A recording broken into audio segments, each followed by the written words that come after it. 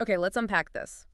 What if I told you that one of the oldest technologies in computing, something maybe seen as legacy, isn't just hanging on, but actually, like, growing significantly? Yeah, it's kind of surprising for some. We're talking about mainframes, Mhm. and today we're doing a deep dive into global mainframe operations management. We want to figure out why this powerhouse technology seems to be thriving. It's a really relevant discussion, especially now. I mean, think how much we rely on digital services every single day. Sure. And our insights today, they're based on a recent report from Cognitive Market Research. Right. It shows something fascinating. This isn't just, big metal boxes in a basement somewhere. Right. It's about the critical, like super robust infrastructure behind almost everything you do online. Yeah. Your banking, booking a flight, Yeah. that kind of stuff. You know, it's easy to picture mainframes as like something out of an old movie, right? But the data, it tells a really different story, a captivating one, actually.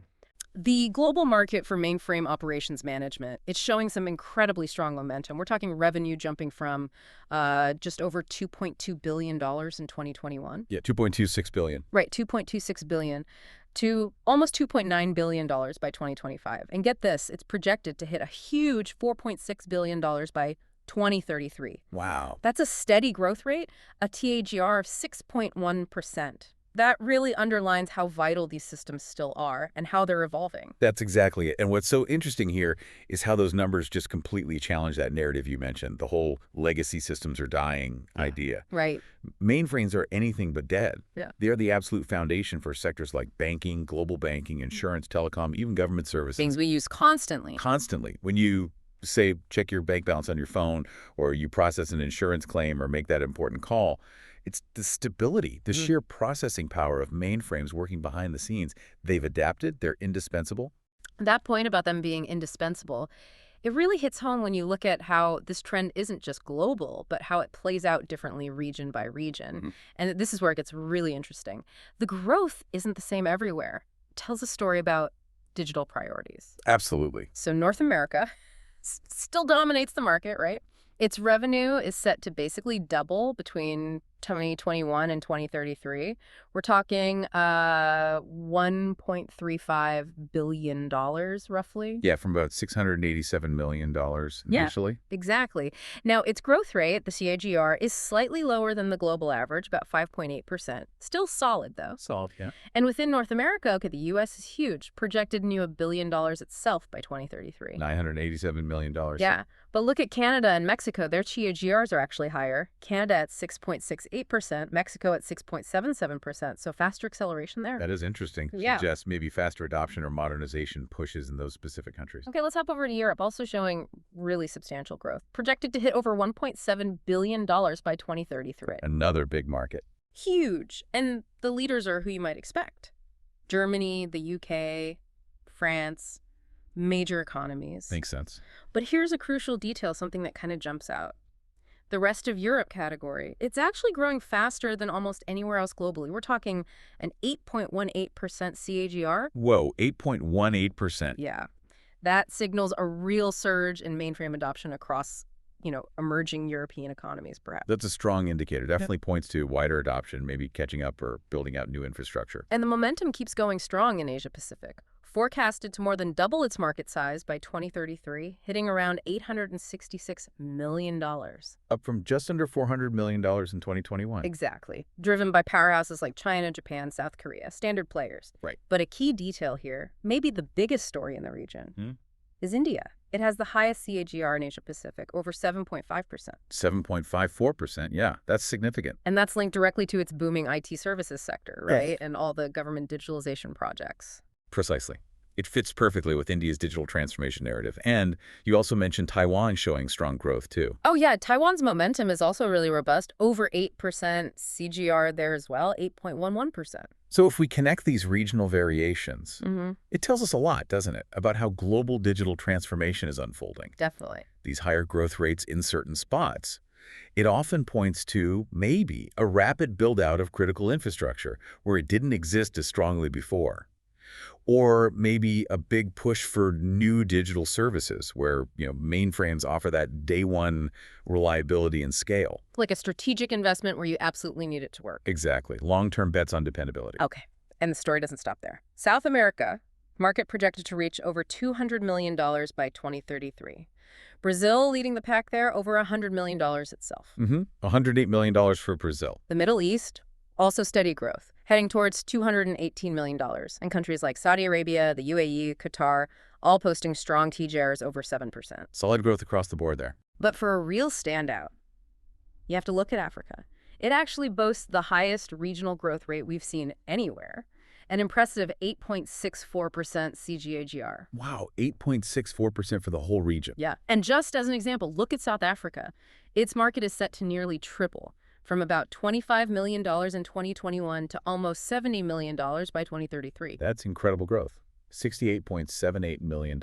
It really shows that investing in this kind of foundational, reliable tech is a truly global thing. No question. So, okay, what does this all mean? For businesses, sure, but also for you, the listener. What's actually driving this? Why this surprising continued? Honestly, accelerating investment in mainframes when we hear so much about cloud and microservices. That's the million-dollar question, isn't it? Or maybe the $4.6 billion question by 2033. Oh, right. Well, it really boils down to a few core strengths that mainframes still offer and how they've evolved. First, just the sheer reliable high-performance computing power needed for massive transaction volumes. Like unparalleled scale. Exactly. Think billions of transactions a day. Nothing else really handles that scale with the same security and resilience day in, day out, without fail. Okay. Makes sense. Second, they're crucial for integrating with legacy systems. Enterprises have decades of vital data and applications on these platforms. Mainframes let them keep using that critical stuff while also adopting newer tech. They bridge the old and new. So it's not an either with new technology. Not at all. In fact, they've adapted remarkably well to hybrid cloud environments. They can act as this ultra-secure, high-performance core for a company's most sensitive data and processes while integrating smoothly with cloud stuff. Interesting. And because of all this, enterprises are actively investing. They're putting money into mainframe automation, better security tools, modernization techniques, precisely because these systems are key for digital transformation. You need them for the uptime, for compliance with regulations. So they're not just sitting there, they're being actively developed and integrated. Absolutely. Yeah. It's not just about what they used to do, it's how they meet modern needs. Think acting as a secure data hub for AI analytics or running container extensions for microservices right on the mainframe itself. They are still pivotal, absolutely pivotal in enterprise IT. That's what's driving this upward trend. Okay. So the big takeaway here seems pretty clear. Mainframes, they're not just surviving, not even close. They're evolving, they're adapting, they're thriving, they're foundational. Indispensable elements of the global digital economy. Yeah, the hidden engines running so much of what we rely on, that payment app, global shipping, all of it. Which, it really raises an important question for you, the listener, to think about. Yeah. As our world gets even more digitized, more reliant on tech, what does this continued reliance on and modernization of mainframes tell us about the future? About what we value in technology infrastructure. Yeah. A robust, dependable infrastructure. That's a great point. It really encourages us to think about the often invisible complexity and that incredible reliability that's humming away behind the scenes of the digital services we use every single day. Welcome to The Deep Dive. We're the place you come to get plunged into a whole stack of information, and we surface with the really important stuff so you can be instantly well-informed. That's the goal. So today, we're kind of pulling back the curtain on one of tech's, best-kept secrets, maybe? Could be. You hear constantly about the cloud, AI, all the shiny new things.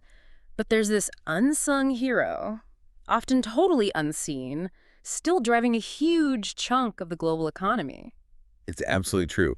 And it might sound, a bit old school, but our deep dive today, it's into mainframe operations management. Right. And here's the really interesting bit. It's not just ticking along quietly. This area is actually going through a massive transformation right now. I know. It feels almost counterintuitive, doesn't it?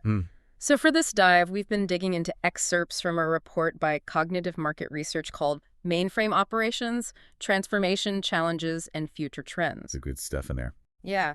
And our mission really is to unpack what's actually driving this surprising change, what hurdles are in the way, and where this sort of indispensable tech is ultimately going. So we want to get into why it's still so relevant, but also how it's adapting, becoming more agile, surprisingly. Exactly. So let's start with the basics, maybe. Why are mainframes still so, well, foundational? Okay, yeah. What's really key here, and the research highlights this, is that mainframes are still the absolute backbone for mission-critical operations.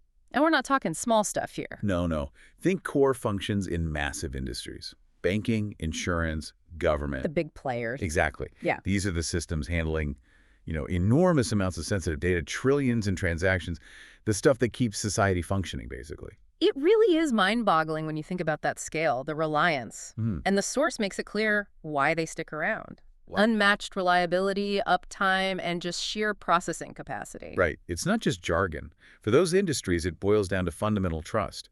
These systems simply cannot fail. You can't have your bank offline for hours, can you? Or insurance claims just disappearing. Precisely. That stability, that power, that's why they've lasted decades. Yeah. But even these giants aren't static. Okay, so what's pushing the change now? If they're so reliable, why transform?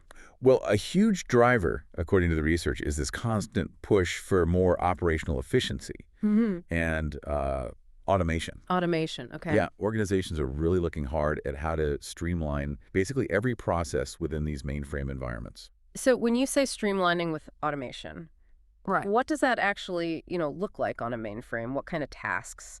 Good question. You're seeing a lot more use of automated tools for things like workload scheduling, figuring out what runs when, Yep.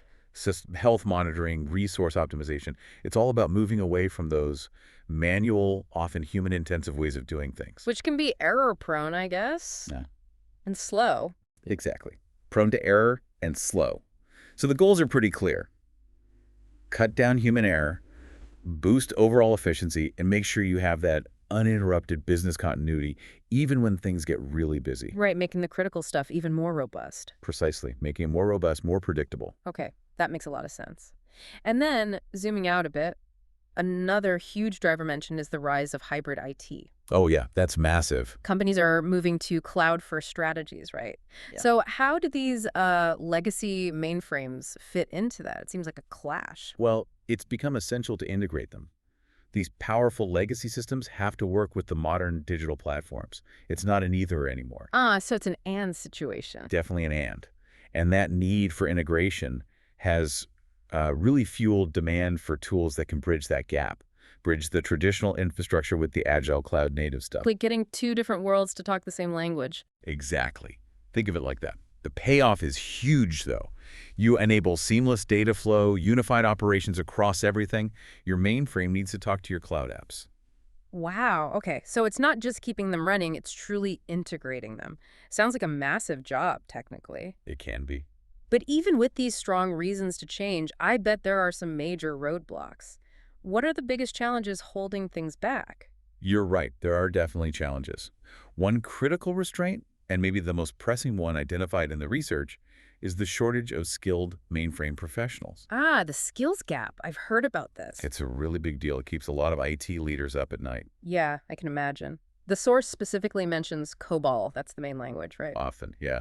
COBOL and other mainframe specialists, many are nearing retirement age. So you get this significant talent gap. Exactly.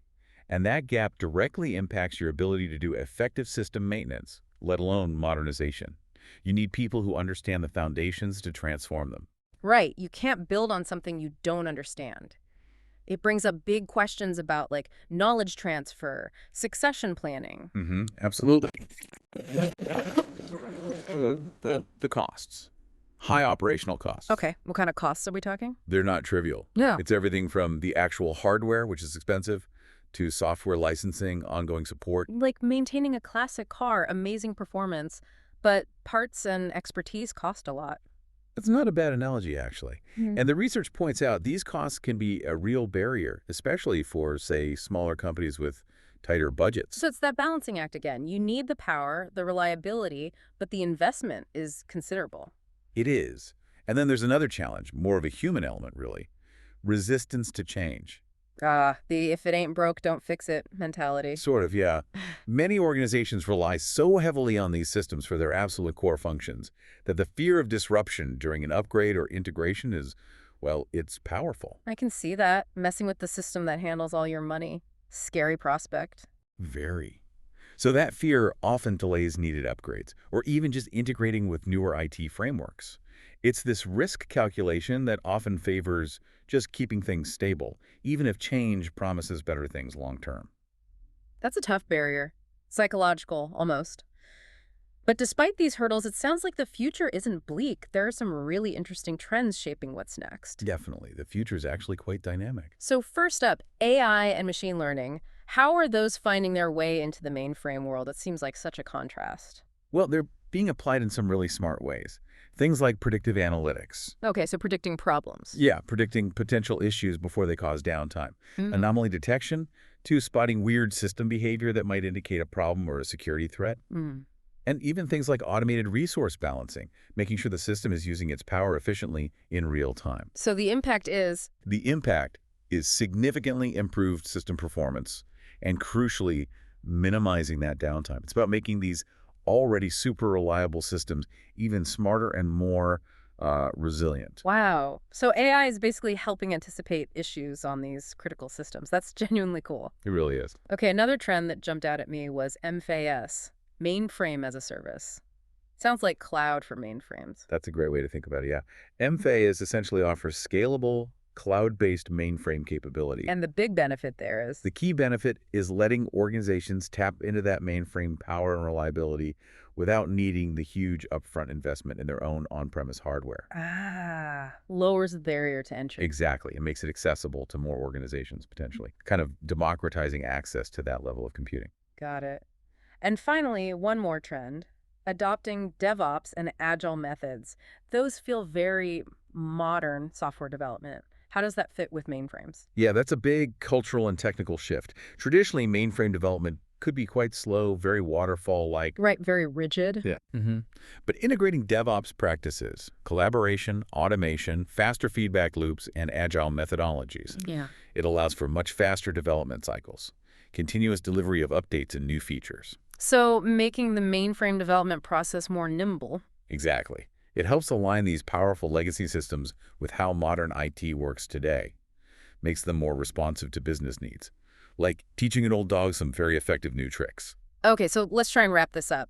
If we recap, mainframes, they're definitely not fading away. They're actually thriving, evolving, Very much so. driven by this need for efficiency, the absolute necessity of integrating with hybrid IT, and adopting some pretty cutting-edge tech like AI, MFAS, Agile.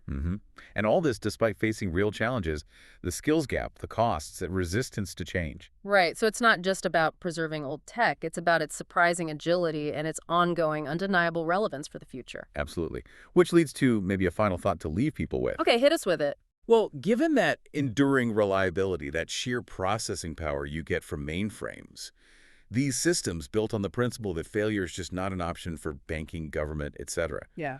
What fundamental design principles from that mainframe world might be worth us re-examining or maybe even replicating as we build out our increasingly complex distributed cloud architectures today? Are there lessons there we've maybe forgotten? That's a really interesting question. Something to chew on. Thanks for that insight today. My pleasure. Fascinating topic.